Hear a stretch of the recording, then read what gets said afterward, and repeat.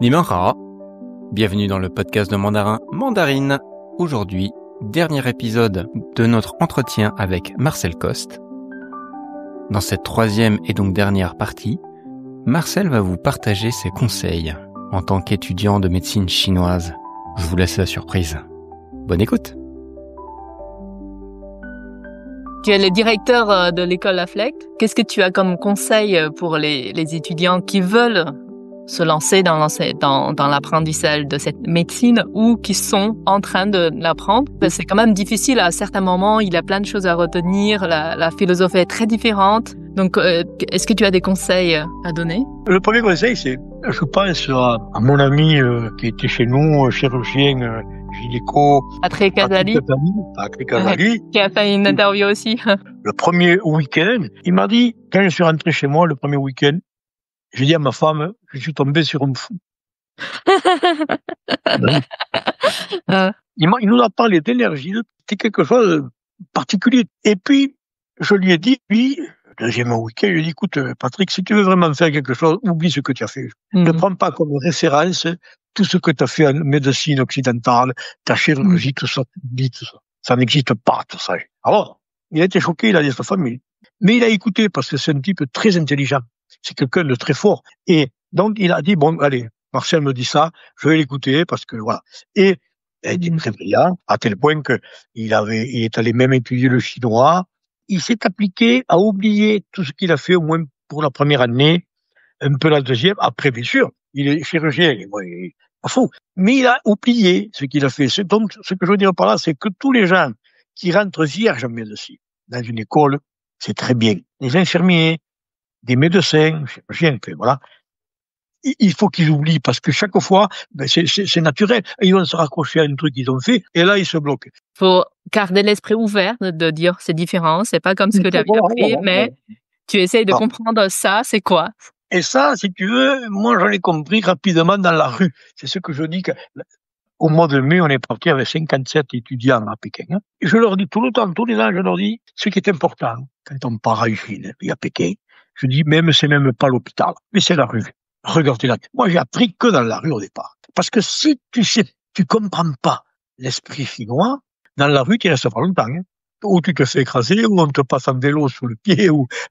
Tu dis l'esprit chinois, c'est pas spécifiquement lié à la médecine chinoise, c'est la culture de manière générale. Mais je me rappelle, j'étais avec quelqu'un, avec moi, une interprète que j'avais à Pékin, et je voyais un monsieur qui était sur une mobilette, avec derrière une remorque. Et je dis à cette interprète, t'as vu la mobilette? Elle me dit, mais quoi? De quoi tu me parles là? Elle me dit, le vélo à moteur, et c'est toi l'interprète, qui était à côté de moi. Je sais pas si tu te rappelles, elle était pas loin de l'hôpital. Elle me dit, le vélo à moteur. Voilà.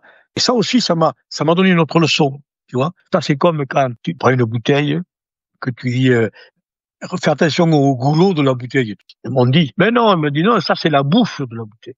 La bouche de la bouteille. Il y a plein de trucs comme ça où, pour moi, c'est quelque chose de très important. Et si tu parles de goulot, personne ne comprend. Tu parles de la bouche de la bouteille. Et moi, je trouve que c'est encore même mieux la bouche de la bouteille que le goulot, il faut le savoir, ce nom. C'est par là qu'on mange, ou c'est par là qu'on vomit dans la bouche. Donc, une bouteille, c'est par là qu'on remplit et c'est par là qu'on la vide. C'est bien une bouche. Et ça, je trouve ça très bien, moi. Voilà. Quand j'étais au grand restaurant qui a à Roubaix, là-bas, tu sais, en bas de la colline de Charbon. Et donc, j'étais là et j'avais de la soupe. Et moi, en France, je me tenais bien droit, je prenais une cuillère et si je me baissais, par ma je me baissais, un coup, mon père me tapait derrière la tête, il me dit, tiens-toi droit, tiens-toi droit. Et mon interprète, qui était à ma droite, elle me dit, Marcel, fais comme moi. Il me dit, oui, il me dit, il te faut avoir le respect de la terre. Ce bol de soupe vient de la terre. Remercie la terre de t'avoir donné ce bol. Et pour remercier quelqu'un, tu dois te pencher. Voilà. Et ça, maintenant, on ne le fait pas, tout le monde. Mais il y avait ce respect. Et donc, ça, c'était une ouverture complète. En fait, c'est ce terrain de culture qui aide à mieux comprendre la mentalité, on va dire, de la médecine chinoise. Tout ça, la médecine chinoise, c'est une médecine d'observation. Au départ, c'est une médecine taoïste. Qu'est-ce que c'est que la médecine? Du Tao. Pas taoïste, Tao, hein. Le Tao. Oui. Le taoïsme, c'est une religion. Tao, c'est la nature. Oui. Ils ont observé la nature. Et de cette nature, ils ont compris des choses. Donc, le yin et le yang et tout ça. C'était une médecine d'observation. Enfin, c'était une observation, c'était une philosophie. Et cette philosophie, ils ont commencé à soigner des gens. Ils ont compris le pouls, tout ça. Et après, il y a eu une partie qui est devenue de la médecine chinoise. Pendant 4 ans ou 5 ans, j'ai travaillé sur la médecine taoïste. Je voulais absolument apprendre, la médecine chinoise, je dis pas que je la maîtrise, bien sûr. Je dis bien un petit peu parce que c'est tellement vaste. Et quand même, j'ai voulu apprendre la médecine du Tao. Ce que je dis, si tu veux, quand les étudiants viennent me voir, je dis surtout, restez puristes. Prenez une médecine et restez-y dedans. Parce qu'il y en a qui viennent, ils font la médecine, en même temps, il faut une autre médecine, et il faut, ils font de la pharmacopée chinoise, mais ils vont voir la pharmacopée occidentale. Il faut rester très droit, très cadré dans ce que l'on fait. Et il faut pendant un moment au moins. Et c'est pas en 3 ans, 5 ans qu'on maîtrise tout. Ça, c'est clair. Mais là, déjà, en 3 ans ou 5 ans, il faut ouvrir l'acupuncture. Et s'ils font que la médecine chinoise, on est d'accord. Acupuncture, tuina, tout ça. Pas de problème. C'est con, bien sûr. On apprend maintenant des théories. La théorie de l'acupuncture de je sais pas quoi. Mais c'est pas la médecine chinoise. C'est une théorie. Ça, c'est comme à moi, par exemple. À moi. Je vais faire la médecine chinoise. C'est toi qui vas me donner des cours. Alors, tu m'apprends un texte de 20 lignes. Ça s'appelle une méthode. 20 lignes de chinois à fond. Tu me fais répéter, et même tu me fais l'écrire. Et au bout d'un temps, je sais lire ça, comme ça, blablabla, et en même temps, je sais l'écrire. Tu dis, Marcel, il a appris le chinois, il a appris à écrire le chinois, il est brillant. Non. Je connais que ce texte-là. Et je suis pas capable de lire autre chose, et je suis pas capable d'écrire autre chose. C'est ce qu'on fait quand on fait des méthodes d'acupuncture. Tu ne peux faire que cette méthode que si derrière, tu as un acquis. Donc, si je fais le chinois, que j'apprenne le chinois, comme tu apprends à tout le monde, que j'ai compris le vocabulaire, que j'ai compris l'alphabet, que j'ai pas l'alphabet, mais, et là, peut-être après, je peux étudier une récitation. Ça veut dire que j'ai un acquis derrière. Parce que comme quand tu passes le permis de conduire, quand tu as passé le permis de conduire et que tu connais bien le code de route, ne va pas passer le permis de conduire à Marseille. C'est le même. Une fois que tu sais ça, tu peux conduire n'importe où, en Italie, en Espagne, partout. Mais on ne t'apprend pas à passer le permis de conduire juste dans le Lyon. Ça s'applique ailleurs. Tu peux l'appliquer ailleurs. Et quand tu fais que des méthodes, tu sais faire que la méthode, tu sais pas faire autre chose. C'est figé, c'est pas quelque chose à toi, que tu as vraiment intégré. Tu ne connais pas les bases. Si tu n'as pas les bases, tu sais quoi? Tu fais que du biao. On ne fait que du biao. Du superficiel, ouais. C'est que du superficiel. C'est ce qu'il faut faire quand on fait la médecine chinoise. Il faut être dans le lit, à l'intérieur, en même temps dans le biao, et en même temps dans l'univers. Il faut avoir une fondation solide. Bien sûr. Sinon, on fait encore que du biao, t'as aucune base, t'as rien, mais on te dit, tu vois, quand il y a mal, là, tu fais ces 3 points ici, là, tu vois, les 3 points là, tu verras, ça marche. Alors, bien sûr que ça marche. Mais derrière, tu sais pas pourquoi tu le fais. Moi, je dis, si vraiment tu fais une méthode, tu la fais à la fin de tes 5 ans, à la fin de tes 10 ans. Mais pas d'entrée. Regarde, un chirurgien, il opère pas dès la première année. Tu vois? Et là, on fait piquer les étudiants dans la première année, au bout du 2e ou 3e week-end. Ça veut dire quoi? Ça veut dire que si on fait piquer déjà dès le 2e ou 3e week-end de première année, pourquoi on fait 3 ans ou 4 ans ou 5 ans? Ça sert à rien. Puisqu'on fait. Et là, c'est une erreur. C'est comme si on faisait faire une opération ou quelque chose comme ça au médecin en première année de médecine. Pas vrai. Il faut qu'il y ait beaucoup de matériel. Il faut qu'il y ait beaucoup de fondations, de théories fondamentales pour pouvoir aller opérer. Quand il est dans l'opération, effectivement, il va apprendre des méthodes. Pourquoi? Parce que il a cette ancienneté, il a tout ce parcours de théorie fondamentale. Il va faire des méthodes pour opérer sur un rein, pour opérer. Voilà, ça c'est normal. Et c'est très conseillé d'ailleurs.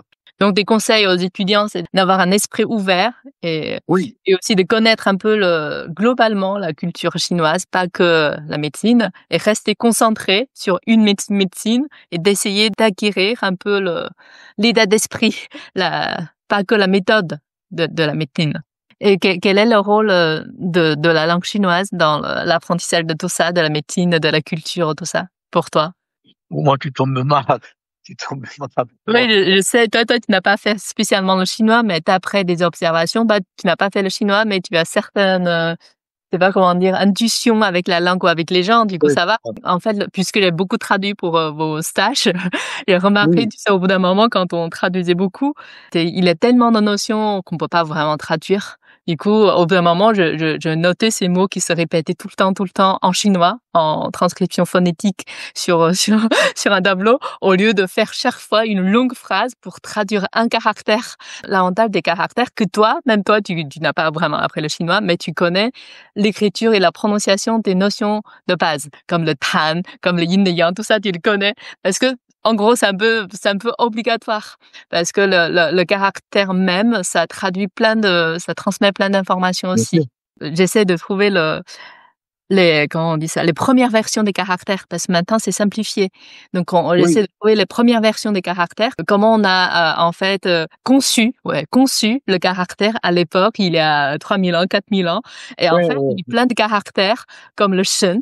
Tu viens de dire l'esprit en caractère chinois, c'est avec un autel, tu sais, c'est pour faire des offrandes, plus un truc éclair. Tu sais, quand on est à l'époque, quand un cours d'éclair, on comprenait pas, c'est Shen, quoi, c'est le dieu. Du coup, c'est le même caractère, le Shen, l'esprit et Dieu, parce qu'on comprenait pas. Du coup, on faisait des offrandes à ce genre de phénomène qu'on comprend pas.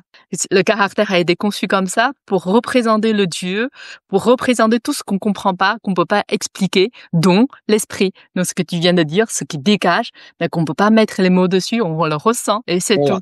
Ça, c'est l'avantage quand on connaît un peu les caractères. Du coup, ça sert justement comme ce que tu as dit, d'avoir un esprit ouvert, de construire cet esprit ouvert, en plus d'aller plus loin dans le terrain de la mythologie chinoise, parce que les caractères, ça porte aussi les marques de la culture de l'époque. Genre, tu connais le caractère Ha, bien.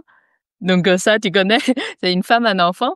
Mais pourquoi à l'époque c'était pas des ordi et villas, tu vois? À l'époque, c'est une femme, un enfant, parce que à l'époque c'était important d'avoir des enfants, d'avoir des femmes. Bon, il y avait la sérénité, mais c'est vrai que il y a des choses difficiles. Tu sais, tu te rappelles, en 92, j'ai été foudroyé. Alors, j'ai des copains ici qui me disent, Marcel, qu'est-ce que ça t'a fait? Mais c'est difficile d'expliquer qu'est-ce que tu ressens quand tu es foudroyé. Et qu'est-ce que tu vois après. Tu vois? Pourquoi? Parce que on n'a pas vraiment les mots. Mais oui. Les mots réduisent un petit peu beaucoup de choses. Hein. Inévitablement. Voilà. C'est pour ça que ce qui est beau dans la langue chinoise, c'est que justement, c'est des idéogrammes qui ont une ouverture. Ouais. Et il faut pas se mettre à l'ombre de mots, nous, parce que si on se met à l'ombre de mots, on ferme tout. Et notre langue, surtout maintenant, peut-être à l'époque, le français ancien pouvait expliquer ça. Je pense que on n'a pas toujours les mots pour expliquer. Et quand on explique avec des mots, on ferme aussi.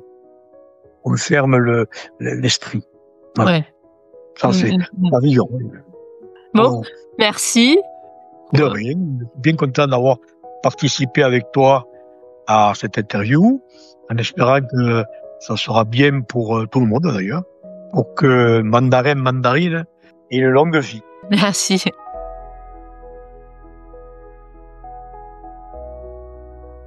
Garder l'esprit ouvert, oublier ses références occidentales au départ, connaître globalement la culture chinoise, se concentrer sur l'observation, le ressenti du patient, mettre l'importance sur la pratique, rester concentré pendant un moment sur une médecine. Voilà les conseils de Marcel Coste qui clôt notre premier entretien. Nous espérons que cet entretien vous a plu et que cette nouvelle série vous donnera envie d'en écouter d'autres. N'hésitez pas à nous faire vos retours et nous vous souhaitons une bonne étude. C'est bien.